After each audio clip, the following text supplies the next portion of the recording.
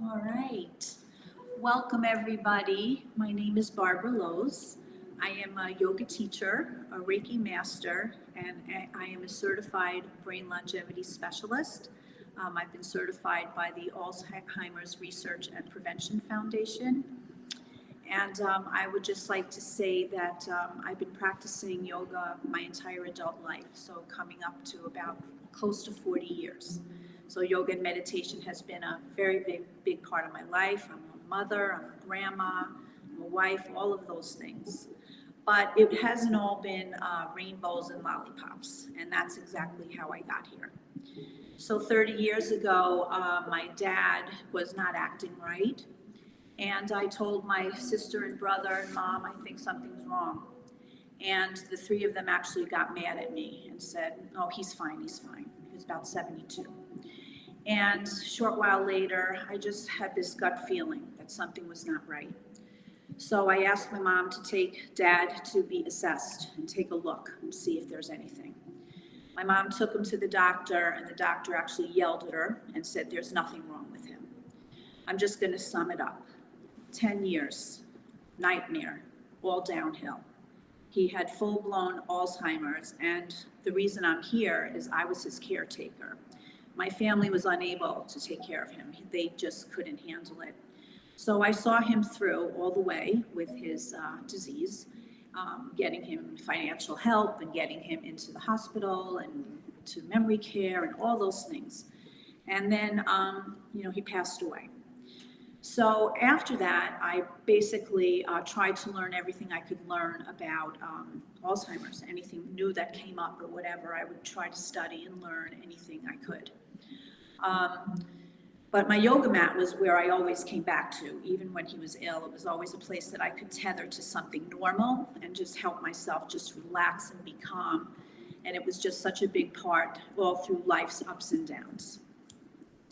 So fast forward 20 years, and as a yoga teacher, you have to take continuing education all the time, right, to stay up, your certifications stay up. And I came across a course that was offered by the Alzheimer's Research and Prevention Foundation, and prevention is what caught my eye.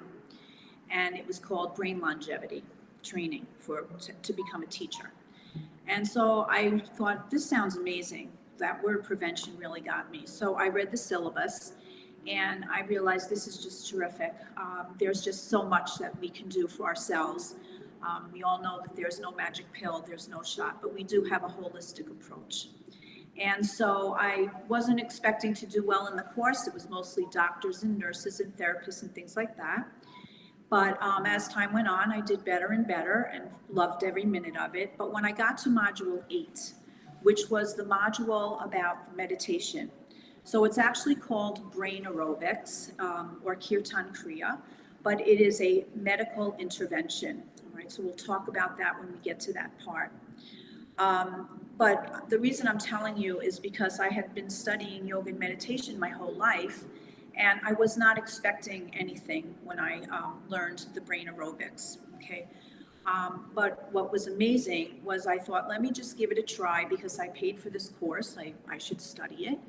And within about a week or two, I just noticed this incredible change in my memory and my awareness and my thought process. And everything started to just shape up and get clearer and clearer and sharper.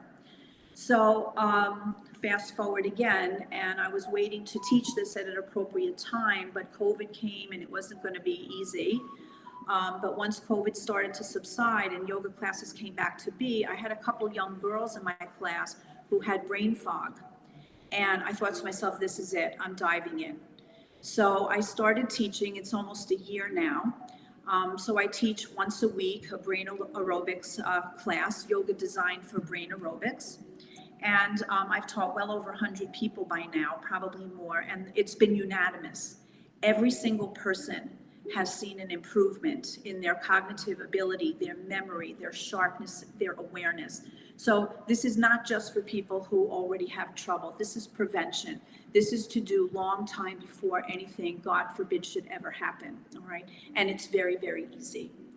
So I incorporated into my yoga practice this meditation, and I follow a very ancient tradition, which is called the Upanishads.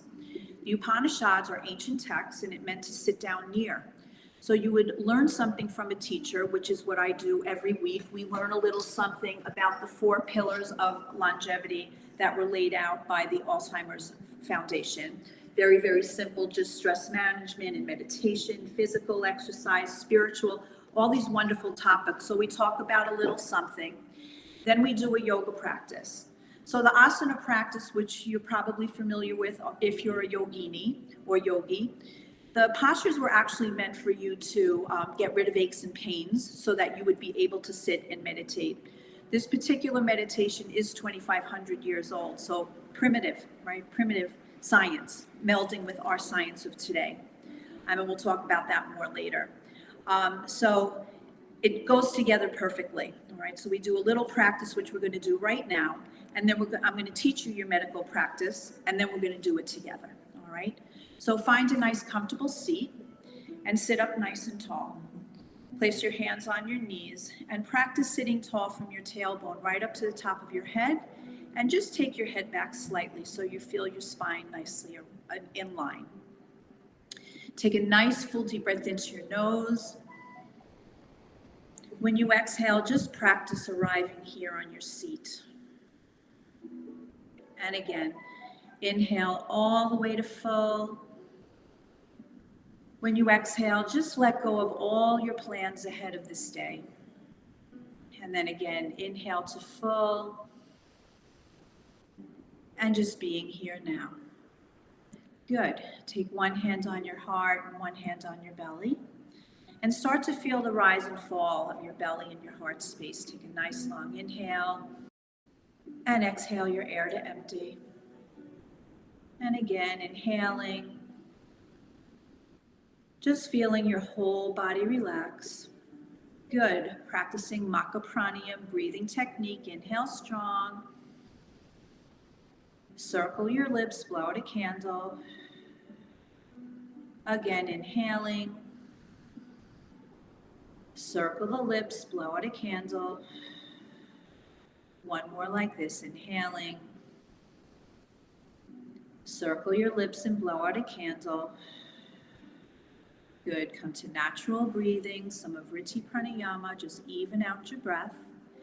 And I'd like you to consider a centering thought for this little practice before we get rolling into our brain aerobics. I'd like you to imagine that your breath gets rid of any blockages inside your body. I use my breath to release any blockages stored inside my body. Good. Bring your hands in front of your heart space. Find your way to Anjali Mudra prayer hands.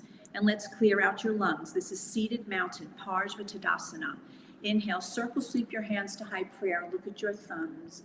Exhale your air to empty. Do it again. Inhale, circle and sweep. Look at your thumbs. Exhale your air to empty. And again, inhale, circle, sweep. Look at your thumbs. Exhale your air to empty. Good. Inhale, circle and sweep. Look at your thumbs. Find a gentle twist, Pavriti Sukhasana, left hand on knee, right hand on your chair behind you. Take little twists, take all your organs, wrap them around your spine, ribs around the spine, eyes to right corner, long inhale. So remember, we're looking for any aches or pains in the body that keep you from meditation. Good. Inhale, sweep your hands up, palms touch, go the other way, right hand on knee, left hand behind you. Find that gentle twist.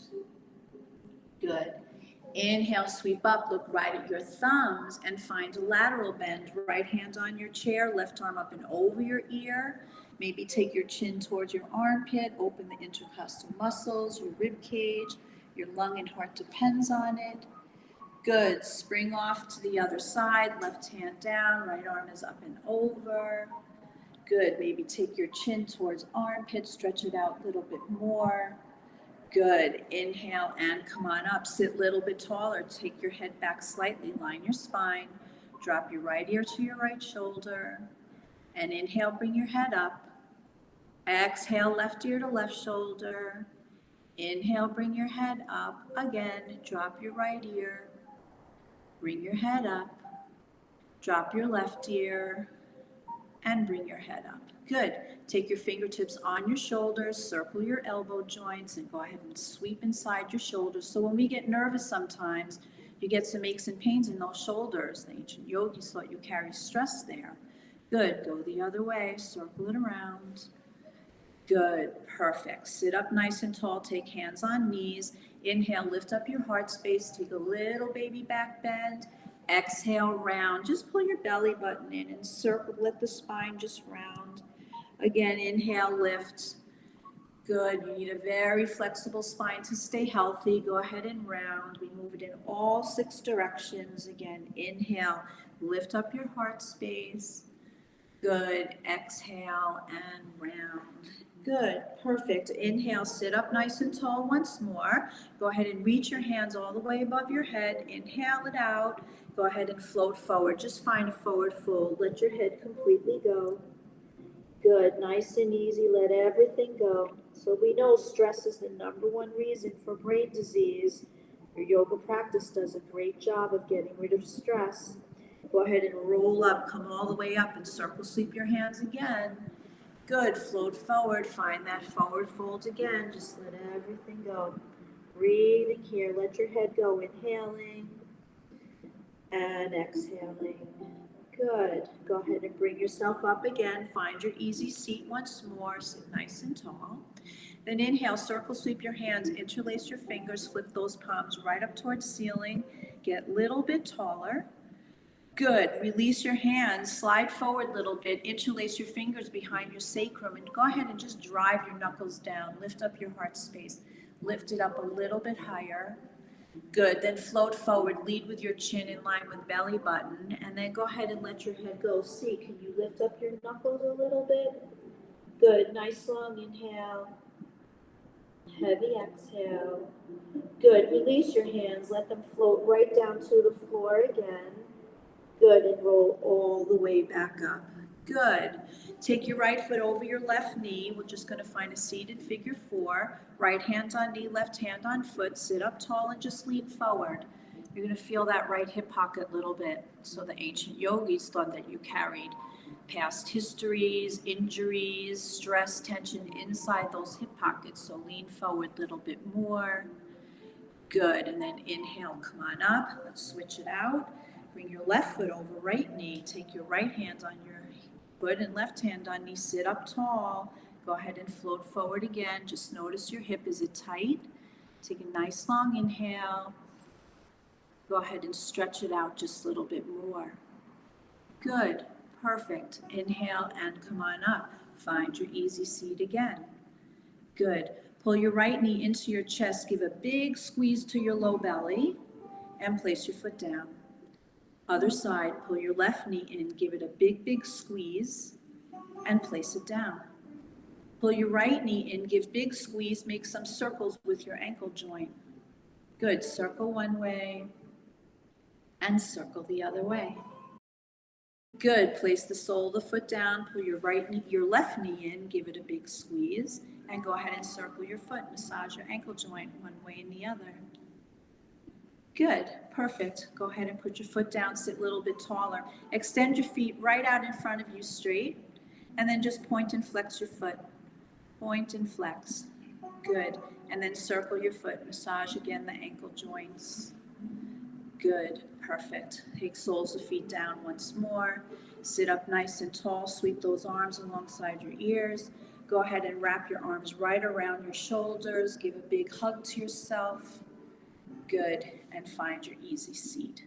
All right, shake it out, and we're ready for your multisensory medical meditation, brain aerobics or Kirtan Kriya.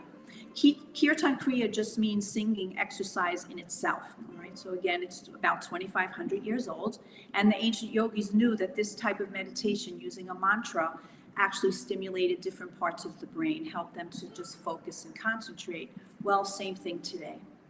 So this practice has been studied for about 30 years now by the best institutions all around the world, all around the United States. And it's unanimous. It does a terrific job. It's very powerful to build your brain memory and your brain. And it's very, very simple. Right?